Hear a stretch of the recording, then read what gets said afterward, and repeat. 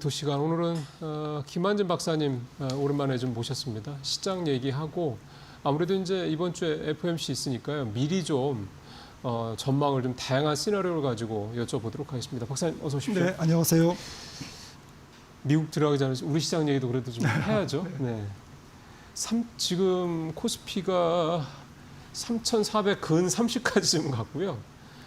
근데 확실히 오늘은 코스피로 확 몰리네요. 외국인도 2,450억 현재 사고 있는데 지금 현재 9시 반도 안 됐습니다만 보니까 역시 SK하이닉스하고 삼성전자 중심으로 좀 플레이를 좀 하고 있는 모습이고 이게 좀 쏠림이 반도체 대형주로 확 몰리는 이런 분위기입니다. 네, 근본적으로 우리나라 시장이 조금 리레이팅 과정에 들어간 것 같습니다. 그래서 리레이팅 네, 과정. 네. 업종은 사실 지금은 이제 반도체로 쏠리고 있습니다만, 그렇죠. 다시 또 방산, 조선, 또 기타 업종으로 순환하면서 아마도 이번 코스피 랠리는 적지 않게 좀 의미 있는 상승을 기록하지 않을까라고 이제 개인적으로 생각하고 있고요. 네. 그렇게 보는 근거는 이제 구조적으로 수급이 개선되고 있다. 첫 번째 이제 외국인들이 네. 최고로 많이 우리나라 주식을 보유했을 때가 2018년이었는데 그때가 이제 35% 가까이 됐거든요. 전체 시장에서 외국인 지분율이 예. 35%. 네, 주식 보유율이. 그런데 지금은 이제 31%로 제가 알고 있는데 지금 31%요? 예. 그래서 차이가 많이 있네요. 많이 있어서 그리고 이제 최근에 이제 달러가 강세로 갔지 않습니까? 네, 그랬죠. 지금 코로나19 이후에 수년간 네. 그러다 보니까 사실 이머징 쪽에 집중이 됐습니다. 인도라든지 뭐 특정 국가 중심으로 네. 그러면서 이제 한국이 상대적 불이익을 받았는데 그러다 보니까 이제 빈집이 된 거죠. 그래서 다시 그렇죠. 이제 되사는 이제 그런 국면이 외국인들 수급에서 저는 뭐 내년까지 계속 나타날 가능성. 그러니까 외국인이 한국 주식을 잠깐 사는 게 아니라 계속 사는 이제 그런 과정이 진행될 거다라고 생각을 하고 있고요. 네. 또 연기금도 국내 주식을 많이 비웠어요. 물론 이제 목표는 달성했습니다만은 연금이.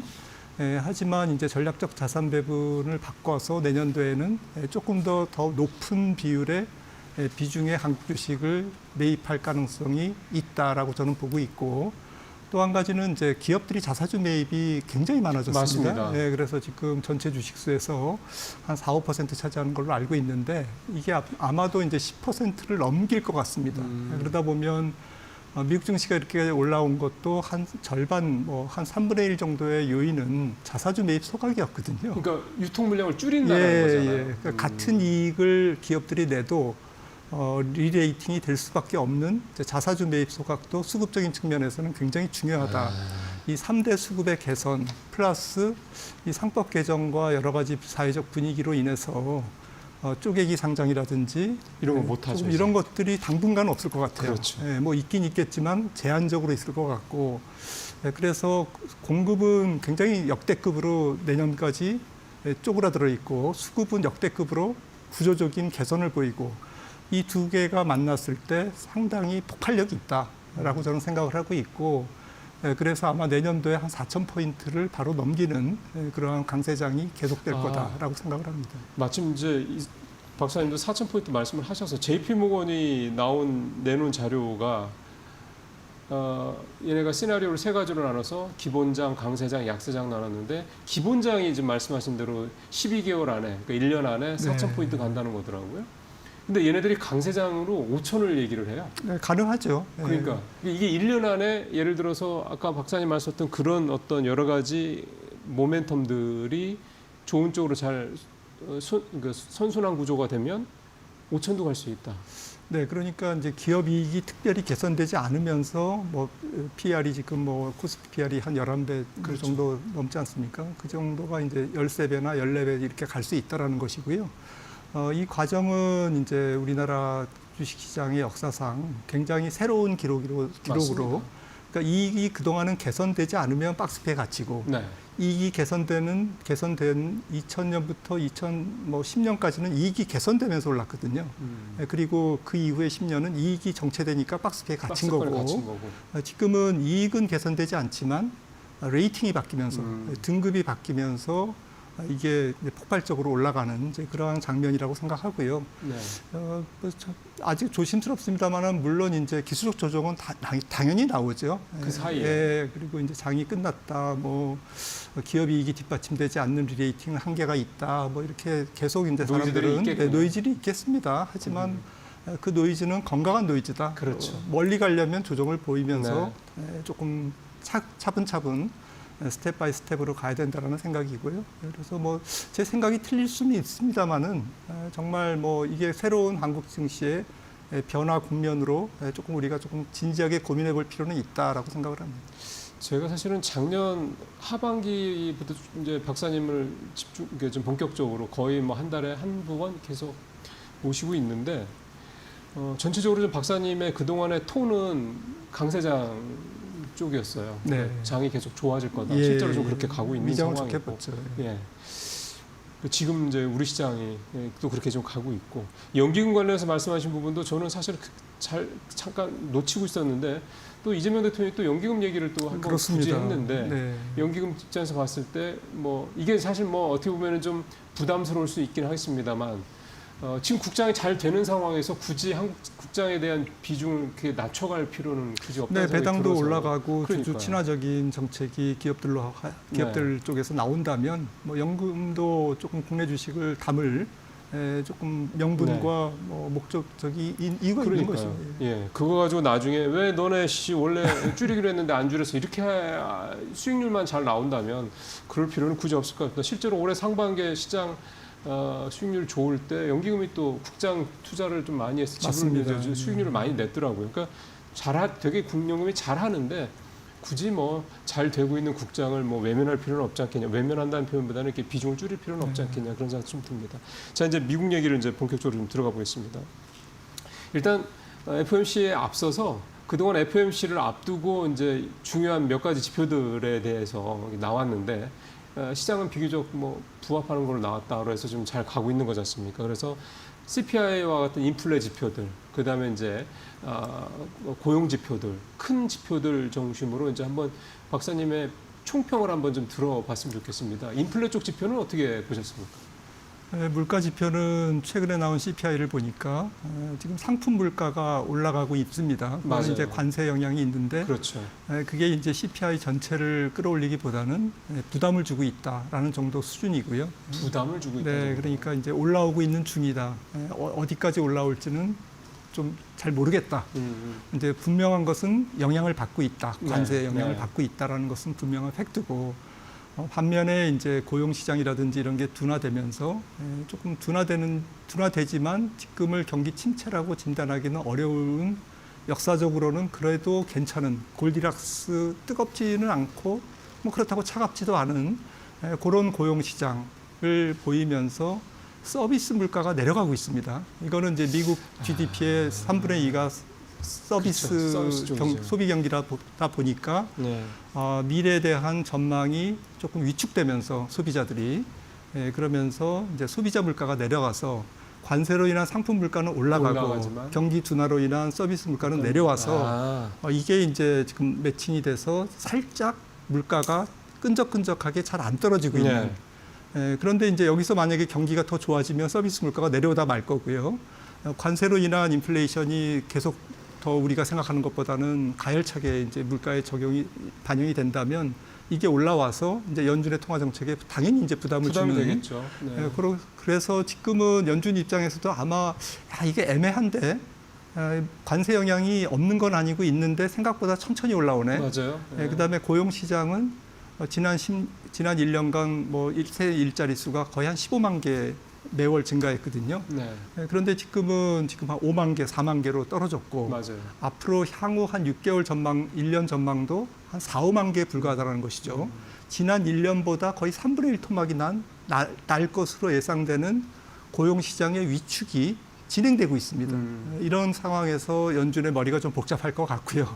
아무튼 미국 경기를 총평을 한다면, 제가 감히 총평을 한다면 경기는 극호황에서 호황과 그다음에 약간 불황과 침체 이 4단계가 있는데 지금 미국 경기는 호황의 끝자락 호황의 끝자락에서 불황의 초입 들어와 있다. 그러니까 우리가 얘기하는 경기 침체 확률이 뭐 골드만삭스가 얘기하는 1년 12개월 내에 30%다. 뭐 누가 얘기하는 50%다. 무디스가 뭐 50%라고 오늘 뉴스를 보니까 나왔더라고요. 이런 것들은 지금 당장이 아니고 네. 12개월 후라고 하지만 6개월 적어도 6개월 후에 그러니까 지금 불황의 초입이기 때문에 침체까지 가는 데는 물리적 시간이 필요한 거죠. 그럼요. 네. 그래서 그래서 지금 시장이 경기 쪽에 대해서 안 좋은 스트레스를 받고 있는데 그것보다는 뭐 금리를 또 인하하면 이 경기 침체 확률이 조금 낮아지지 않을까? 이런 기대도 있는 거고. 그리고 금리 인하의 효과도 기대가 좀 되는 거고. 그리고 경기가 좋으면 또 연준이 금리를 못 내리는데 경기가 조금 슬로우다운 되고 있으니까 연준도 적극적으로 내리겠지. 트럼프도 저렇게 하는데 압박을 하는데 이러면서 시장은 버티고 있는 거죠. 버티는 게 아니라 거기에다 기업 실적이 너무 좋거든요. 그러니까요. 예, 지금 올해 S&P 500 EPS의 컨센서스가 이익 증가율이 전년 대비 11.5%고요. 두 자릿수가 넘네요. 예, 네. 그리고 내년도에도 뭐 신뢰성은 없습니다만은 거의 뭐 13% 정도 증가할 것으로 지금 컨센이 형성돼 있거든요. 네. 예, 그러다 보니까 아직까지는 시장이 조금 동참 못하면 여기서 나만 소외돼라는 포모가 일어날 수밖에 없는 현재로서는. 제가 볼 때는 멜트업 과정인 것 같습니다. 네. 미국장. 그러니까 포모와 그다음에 약간 대중들의 그 환호가 어우러져서 주식시장이 살짝 비성적으로 올라가는 그런 멜트업 장세가 지금 진행되고 있다라고 생각을 합니다. 멜트업 장세까지 좀 말씀을 해주셨는데 그럼 일단 종합을 하면 아주 좋은 것도 아니고 아주 나쁜 것도 아니고 미국 경제 상황. 근데 무게 중심은 이제 조금 안 좋은 쪽으로 조금씩 내려가고 있는 것은 분명하다. 맞습니다. 딱 지금이 이제 그게 9월인데 네. 일단 그렇게 되면은 9월은 지금 사실 시장에서는 9월은 무조건 금리 인하하는 거 아니야? 라는 식의 거의 컨센서스가 확 잡혀 있는 것 같고요. 근데 월가에서 나오는 일부 IB들 얘기긴 합니다만 이번에 금리 인하 못할 거라고 또 물가 때문에 지적하는 쪽도 있기는 하더라고요. 이제 그 부분의 근거는 서비스 쪽보다는 상품 쪽 물가 상승을 가지고 그렇게 또 얘기하는 쪽도 있어서 이 사실 뚜껑을 좀 열어보긴 해야 될 것 같은데 이게 계속 좀 논란이 되는 게 이번에 금리 인하를 만약에 한다라는 전제하에 금리 인하가 보험적 금리 인하냐, 선제적 금리 인하냐, 아니면 후행적 금리 인하냐 이거에 대한 논란도 좀 있는 것 같고요. 근데 지금 박사님의 미국 경제에 대한 판단은 호황의 끝자락에서 불황의 초입이다. 이렇게 되면 이번에 금리 인하를 만약 한다 그러면 이거는 보험적이라고 봐야 되는 겁니까? 뭐 살짝 보험적이기도 하지만 1년 전보다는 그러니까 작년 9월에 연준이 50bp 인하로 네. 이제 시동을 걸었는데 그러다가 이제 쉬었다가 1년 만에 이제 다시 또 인하 사이클에 들어갔는데 1년 전보다는 지금 이제 현재 4.5%라는 기준금리와 기준금리의 의미가 네. 물가가 안 떨어졌기 때문에 물가가 오히려 조금씩 올랐죠. 네.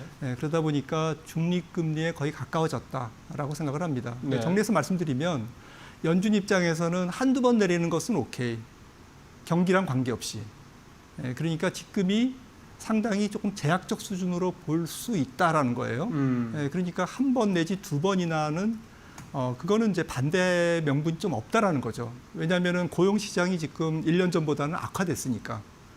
그래서 조금 물가보다는 고용 쪽의 무게 중심이 좀 옮겨졌다 이렇게 우리가 해석을 해야 되는 거고. 네. 연준 입장에서는 이제 두 단계로 인하를 할 것 같습니다. 굳이 그 구분을 한다면 첫 번째 단계는 이제 중립 정도까지 내리는 거. 예. 그러니까 이제 고용 시장이 좋거나 말거나 지금은 제약적이기 때문에 한 4.0까지 한 두 번 정도 내리는 것은 별 문제 없어. 이게 1단계고요. 연내. 예. 그리고 2단계는 이제 고용이 굉장히 급속하게 악화돼. 이러면 또 경기 침체가 6개월, 12개월 후에 올 것 같아. 그렇죠. 이러면 굉장히 급하게 내릴 겁니다. 그때부터는 내년 3월부터. 그러니까 올해는 아니고 내년 1월이나 해가 바뀌어서 내년 1분기 중에는 들어오는 경제 지표를 고용 지표를 보고 연준은 2단계 금리 인하에 시동을 걸 텐데 두 가지 시나리오가 있죠.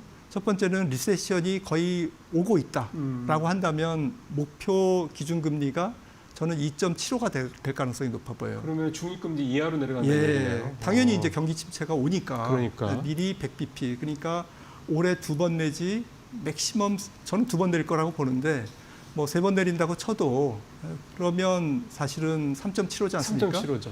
3.75에서 100bp를 내릴 수 있다라는 거죠. 내년에 어쨌든. 경기 침체가 온다면. 예, 침체가 온다면. 그다음에 경기 침체가 안 와요. 물가도 트럼프 얘기대로 올라가지 않아. 이러면 제 생각에는 많이 못 내릴 것 같아요. 3.75에서 한두 번 기껏해야 한 번 내리면 끝일 것 같아요. 아, 그러면은 지금 얘기가 나오고 있는 올해 3번, 내년 3번, 그러니까 그렇게 되면은 이제 150bp가 되는 건데, 네. 1.5%포인트가 되는 건데, 그러면 3% 정도 시장에서 바라고 있는 건데, 이거는 경기 침체를 예상을 하고 하는 그 금리나 예상치는 아닌 거잖아요. 네, 근데 말씀하신 대로라면 경기 침체가 정말 올 것 같다 그러면 2.75까지 그거보다 더 내려갈 수도 있겠지만 네. 그거는 경기 침체가 온다는 거고. 근데 그게 아니고 그냥 큰 문제 없다 그러면 3.5%니까 시장에서 생각하는 것보다는 적어도 2번 정도는 덜 내릴 것 같다. 이런 말씀 되는 거네요. 지금부터 뭐 100bp니까요.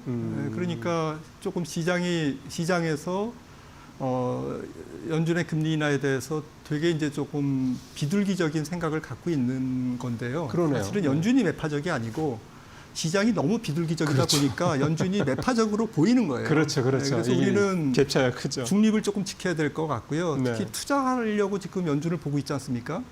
투자를 목적으로 보는 거잖아요. 그렇다면 결국에는 경기가 골디락스라서 연준이 금리를 3.5까지밖에 못 내리는 게 좋은 거지. 그렇죠. 경기 침체가 와가지고 경기가 박살나서 연준이 금리를 2.75까지 혹은 2.5까지 내리는 거를 그걸 선호하겠습니까? 그러니까 과거에도 그렇게 소위 말하는 이제 사후적인 금리나 그러니까 경기가 나빠서 그거를 부양을 하기 위해서 금리를 할 때는 주식시장도 안 좋았잖아요. 예, 항상 안 좋았습니다. 그러니까요. 그거 뭐 박사님이 항상 안 좋았다고 그렇게까지 강조하실 정도면 그게 너무나도 우리가 그 경험적으로 갖고 있는 그런 데이터인데 시장에서 좀 얘기하는 어떤 부분들은 그런 부분까지도 물론 무조건 금리를 내리면 무조건 시장은 계속 주식시장 강세로 이런 기대감들이 담겨 있다 이제 이런 생각이 좀 드는 거네요. 제일 안 좋은 시나리오는 연준이 금리를 많이 내릴 거다라는 기대와 약간 모순적으로 기업 실적은 유지될 거야 좋게. 그 두 가지의 모순된 걸로 S&P 500이 7,000을 넘기고 네. 그리고 실제로 내년도 경기 침체가 오면 멜트 다운이 되는 거죠. 그렇죠. 녹아내리는 거죠. 그렇죠. 그러면서 한 5%, 10% 빠지는 게 아니고 그때는 아마 10% 이상 빠지는. 그러겠죠. 왜냐하면은 이 기본 가정이 어그러진 거잖아요. 그것만큼 시장에서 받는 충격은 없죠. 예상치에 비해서 차이가 많이 벌어질수록 조정의 폭이 더 커지는 거 아니겠습니까? 네. 그러면 지금 이제 박사님 말씀대로라면 아직은 섣불리 얘기할 수는 없는 상황이지만 일단 고용 시장의 이 둔화 속도 이 부분이 이 금리 인하의 어떤 폭도 결정을 하는 가장 중요한 이제 포인트가 될 거다 이렇게 좀 말씀을 좀 해주신 거고 이렇게 되면은 예전 같았으면요 미국 시장이 만약에 조금 이제 부정적인 시나리오로 봤어요 미국 시장이 뭐 10% 이상의 그러니까 건강한 조정 이상의 조정이 깊어진다고 그랬을 때 우리 시장은 그 이상으로 더 빠질 거라는 식의 일반적인 생각들을 하게 되잖아요.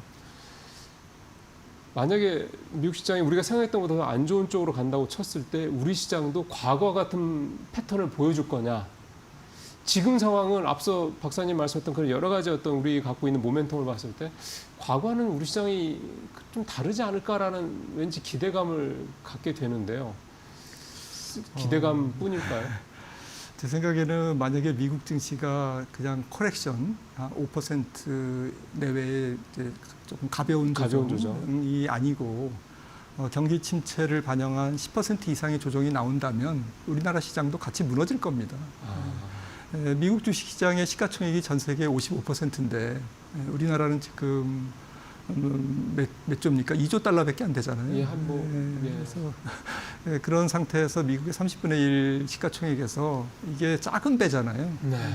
큰 파도가 치는데 한국 시장이 영향을 안 받는다라고 생각하는 것은 뭐 조금 어려운 예측인 것 같고요. 네. 같이 조정은 보이되 조금 뭐 우리나라 시장은 이제 같이 조금 이렇게 글로벌 증시가 같이 조정을 받았다가 올라서는 모습이 예전 같지는 않겠죠. 예전보다는 훨씬 더 탄력적이라고 생각을 합니다. 미국 시장이 참 그러네요. 말씀 들어보니까 사실은 약간 기대감이었네요. 왜냐하면 우리가 예전이랑 좀 다른 거 아니야? 좀 뭐 제도적인 부분도 좀 그렇고 그런 생각이 들었는데 사실 이런 부분들은 제도적인 어떤 그런 부분이랑 좀 달리 펀더멘탈적인 측면이기 때문에 그렇습니다. 미국 시장이 그렇게 많이 빠진다고 그런다면 우리가 사실 버틸 재간은 사실은 좀 없다. 그 부분은 좀 냉정하게 우리가 좀 보고 가야 될 것 같습니다. 그 하나만 미국 시장 관련해서 짧게 하나만 더 여쭤보면 9월 앞두고 왜 9월은 늘 뭐 이런저런 유동성 축소 국면이기 때문에 9월은 좀 약세장이야 뭐 이런 얘기를 사실 우리 좀 했었는데 현재 9월은 과거의 9월과는 좀 다른 것 같습니다. 그렇습니다. 지금 9월 중에도 특히 하반월이 조금 제일 안 좋거든요. 그러니까요. 그래서 조금 이제부터 긴장을 해야 되는 그런 상황인데 뭐 아직까지는 잘 가고 있습니다. 그러면 이번에 금리 FOMC 이후에 이제 사실 이제 하반월로 넘어가는 거니까 그럼 그거랑 거랑 좀 겹쳐서 좀 뭐 시장이 조금 타이트하게 갈 수도 있겠다라는 생각도 염두에 좀 둬야 되겠군요. 이번 미국장은 뭐 약간 그 불이 붙었기 때문에 쉽게 안 꺼질 것 같습니다.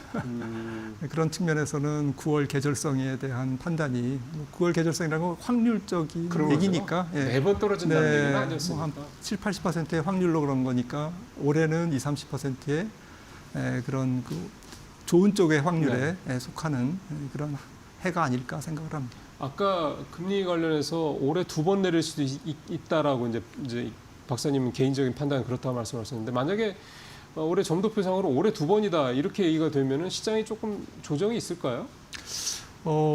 그런데 점도표상으로는 그렇게 나올 확률이 높지 않은 게요. 일단 뭐 미란 이사가 투표에 참여할지 안 할지는 지금으로서는 조금 미지수지만 3명이 트럼프의 복심들이 심어져 있기 때문에 이 사람들이 어마어마한 점도표를 낮게 찍을 거거든요. 그래서 미셸 보우만, 크리스토퍼 월러 다 있죠. 그렇죠. 이런 분들이 낮게 찍을 거고 하지만 그렇다고 시장에서 얘기한 것대로 지난번 6월 FOMC에서는 올해 2번, 내년 1번이었거든요. 점도표상. 근데 올해는 올해 2번이 아니고 한 3번.